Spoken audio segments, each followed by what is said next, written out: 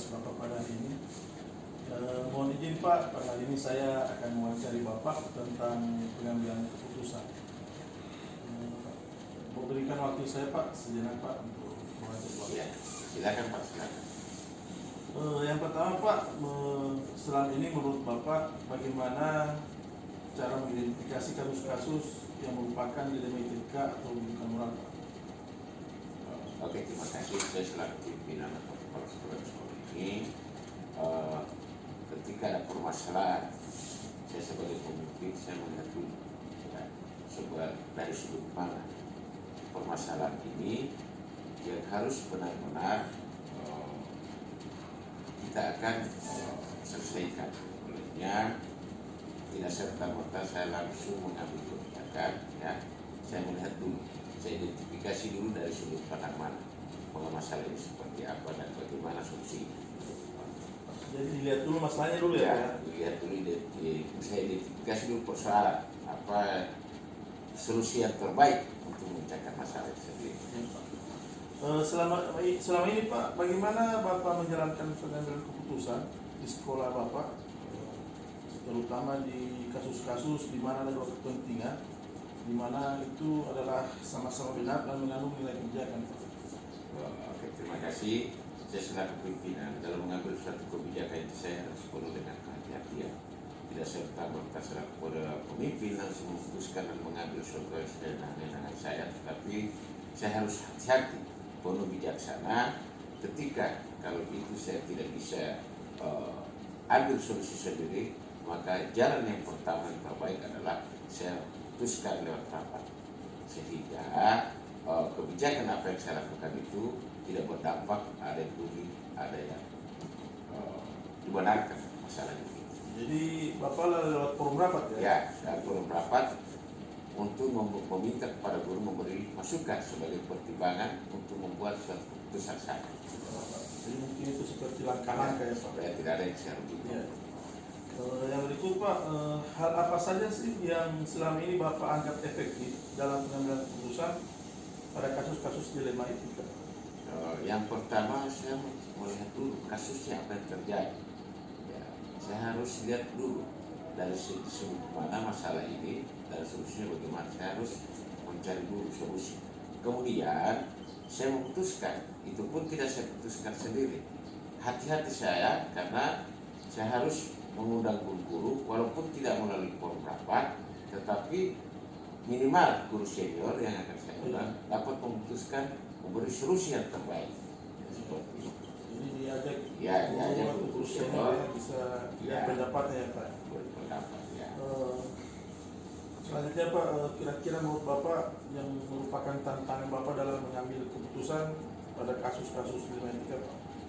Ya, yang pertama yang tantangan itu adalah waktu. Tergantung dari segi mana persoalannya itu. Kalau dia berat, jelas tantangannya agak rumit. Kalau persoalan hanya sepele, pasti saya semudah itu mengambil keputusan itu pun tanpa melewat musyawarah mufakat dan keluarga guru. Tetapi kalau dia besar atau berat, ya jelas tantangannya adalah waktu. Ya. Jadi kalau menurut Bapak, setelah Bapak sampaikan tadi, kira-kira apakah penyelesaian masa itu Bapak perlu waktu atau langsung diselesaikan pada saat itu ketika terjadi kasus? Ya, tergantung saya sampaikan tadi. Kalau kasusnya berat, jelas saya perlu waktu. Ya, minimal 1-2 hari. Tetapi kalau dari sisi permasalahan hanya sepele begitu, tidak rumit, pada saat itu saya putuskan, saya bekerja tanpa melalui rapat. Itu kasusnya. Ya. Kira-kira menurut Bapak selain guru, siapa sih yang bisa Bapak ajak untuk membantu Bapak dalam mengambil keputusan? Ya, bisa saja kalau memang masalahnya terlalu rumit. Yang pertama yang saya dahulukan adalah komite sekolah. Setelah komite sekolah, kalau memang juga tidak bisa dengan komite sekolah, dinas pendidikan. Siap. Supaya saya mendapat keputusan, karena apa? Berani ambil keputusan, berani ambil resiko. Oleh karena itu, saya harus melibatkan stakeholder yang berkaitan dengan kebijakan, khususnya berada di sekolah itu. Ya Pak, mungkin ini pertanyaan terakhir saya Pak ya. Ya. Kira-kira pembelajaran apa yang Bapak dapat ambil ketika Bapak telah mengambil keputusan dalam sebuah kasus? Yang pertama yang harus saya ambil adalah kebijakan. Kebijakan itu seperti saya sampaikan tadi, kebijakan itu ada dua. Ya, ada kebijakan memang khusus sesuai aturan dan ada juga kebijakan yang merusak aturan itu sendiri. Oleh karenanya, di dalam mengambil kebijakan itu atau keputusan, saya perlu perhatian. Jangan sampai di salah satu ada yang merasa politik. Saya tidak mau seperti itu. Pemimpin yang amanah yang baik itu bisa memberi kebijakan terhadap bawahan. Terima kasih. Terima kasih banyak Pak atas wawancara hari ini. Mudah-mudahan apa yang Bapak sampaikan menjadi pengalaman bagi saya di ke depan di Amin, amin. Terima kasih banyak Pak. Terima kasih. Assalamualaikum. Waalaikumsalam warahmatullahi wabarakatuh.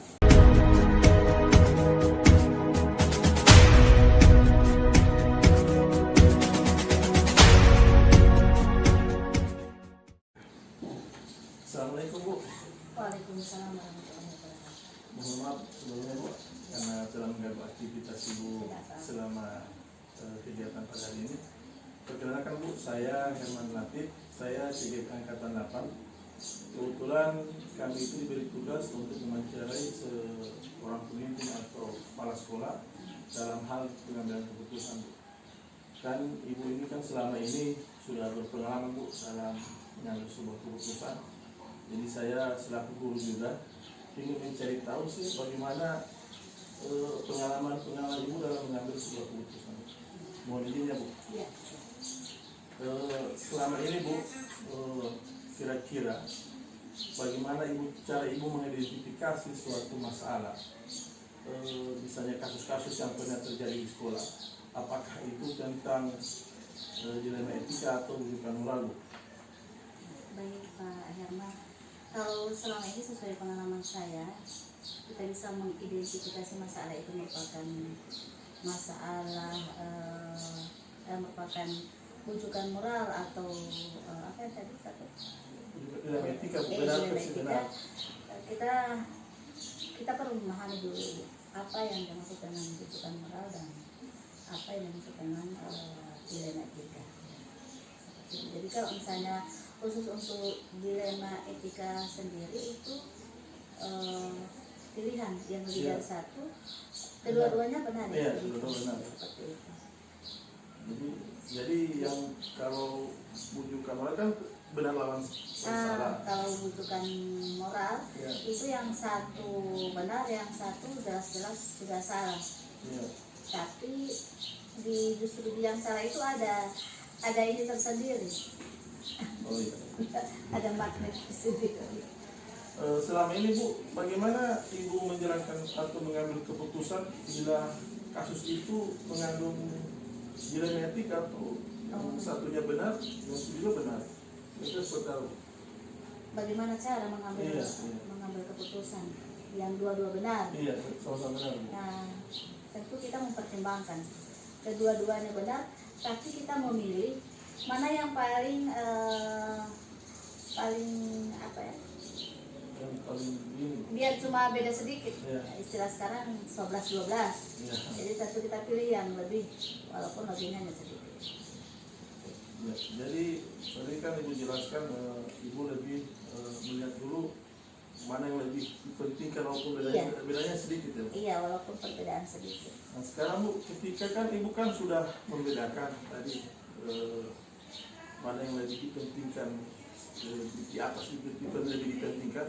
Kira-kira mungkin menurut Ibu dalam memutuskan itu langkah-langkah apa yang bisa Ibu ambil agar dapat memutuskan? Langkah-langkah yang diambil tentu, jadi dalam memutuskan mana yang terbaik yang akan kita ambil itu saya tidak boleh memutuskan sendiri. Ya. Karena ini kan organisasi, jadi saya harus komunikasi dengan perangkat yang ada di sekolah ini. Ini sebagai contoh ya, boleh mau kasih contoh. Ya, ya. Sebagai contoh di sini pernah terjadi beberapa bulan yang lalu di mana ada siswa kelas 9. Siswa kelas 9 ini memang banyak bermasalah dan terhadap guru-guru ini siswa ini bikin sakit hati, bikin sakit kepala maksudnya istilahnya. Suatu ketika ini anak datang dengan orang yang di luar sekolah ini. Iya. Ternyata dia bawa barang tajam, sampai terjadi perkelahian. Nah ternyata menurut penyampaian guru-guru itu sudah pernah juga ditemukan ini anak bawa barang tajam. Nah saat itu dengan kejadian seperti itu tentu ada menimbulkan emosi juga kan? Pasti Bu, setiap Iya. orang pasti. Jadi nah di sini ada guru yang dikeluarkan saja Bu. Iya. Nanti ini akan membahayakan sekolah kita. Terus ada yang lain yang pertama wali kelasnya mempertimbangkan, walaupun sebenarnya wali kelas juga ini sudah agak kewalahan dengan si ini. Tapi nama juga wali kelas Bu, Iya. harus. Nah, di sini saya punya posisi sebagai pemimpin bagaimana? Saya tidak bisa harus ikut yang Ya. banyak. Harus ikut wali kelas, tidak bisa. Jadi kemudian kita berdiskusi bersama bagaimana caranya. Nah saat itu langkah yang saya ambil karena tidak bisa memutuskan Iya. sendiri, jadi kami menyurati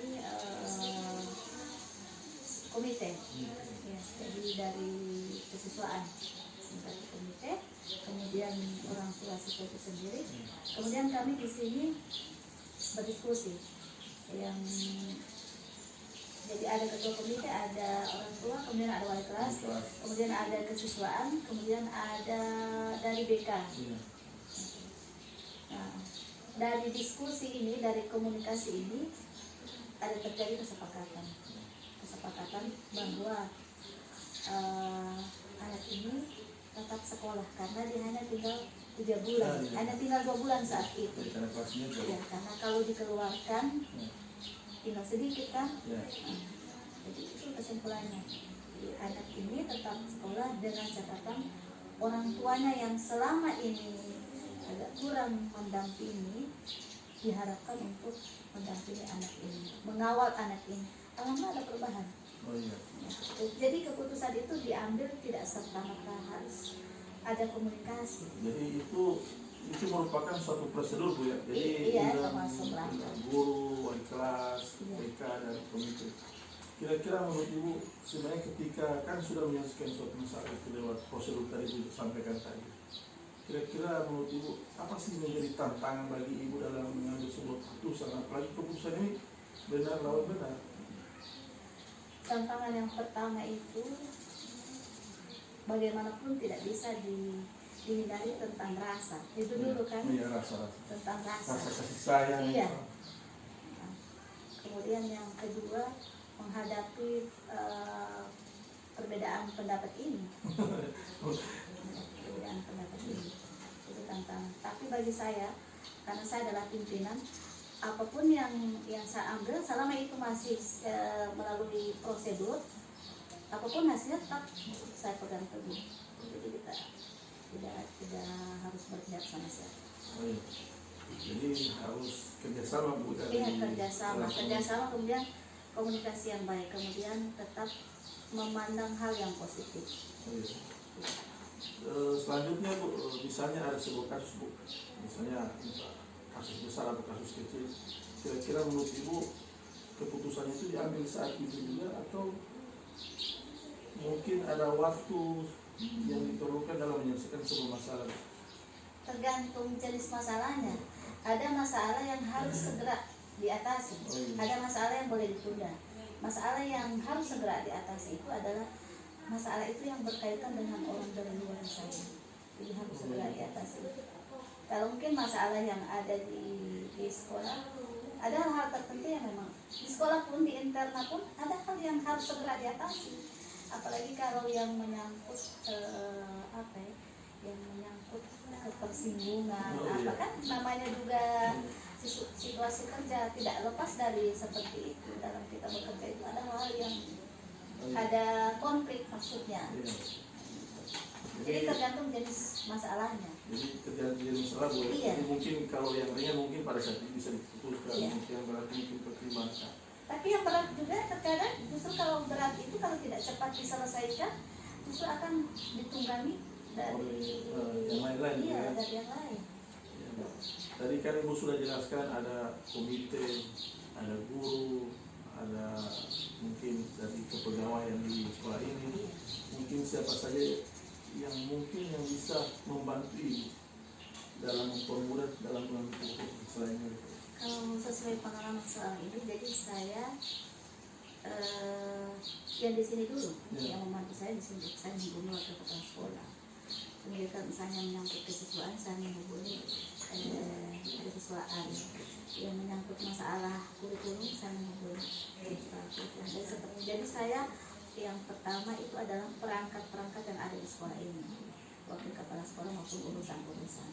Mungkin ada keluarga lagi Bu, bisa membantu, siapa tahu di rumah mungkin Bisa juga, sering ada hal-hal yang mungkin kalau di rumah mungkin suami, ada hal-hal yang boleh suami berikan bantuan ke saya. Oh, iya. Tapi dalam bentuk Dalam bentuk pendapat. bukan Iya. bukan dalam bentuk keputusan. Iya, pendapat. dalam bentuk pendapat. Mungkin pertanyaan saya dari yang terakhir Bu, kira-kira Bu setelah mengambil keputusan, misalnya Ibu tadi ceritakan sebuah masalah dan sudah selesai dengan keputusan, mungkin apa pelajaran yang mungkin bisa diambil dari sebuah pengambilan keputusan tersebut? Pelajaran yang bisa diambil itu bahwa seorang pemimpin itu harus bersikap tenang dalam menghadapi masalah. Apapun yang berkecamuk dia harus bersikap tenang. Kalau dia sendiri sudah goyah, ya bagaimana bisa mengambil keputusan untuk orang banyak? Tapi harus bertanggung jawab juga kan Bu? Harus komitmen dengan keputusan itu, harus bertanggung jawab. Terima kasih banyak Bu atas informasi yang Ibu sampaikan. Mudah-mudahan apa yang Ibu sampaikan tadi akan menjadi pengalaman bagi saya sebagai guru. Kemungkinan semua pengalaman Ibu yang sampaikan tadi itu mungkin saya akan terapkan di pembelajaran di kelas nanti. Mungkin ada peserta didik yang mengalami kasus-kasus. Mohon maaf sebelumnya Bu, terima kasih banyak atas kesempatan yang diberikan. Assalamualaikum Bu. Waalaikumsalam.